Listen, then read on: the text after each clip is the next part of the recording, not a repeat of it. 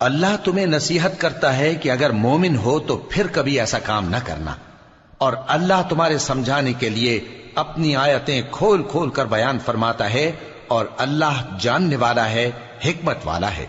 जो लोग इस बात को पसंद करते हैं कि मोमिनों में बेहयाई यानी तोहमत बदकारी की खबर फैले, उनको दुनिया और आखिरत में दुख देने वाला अजाब होगा, और अल्लाह जानता है और तुम नहीं जानते।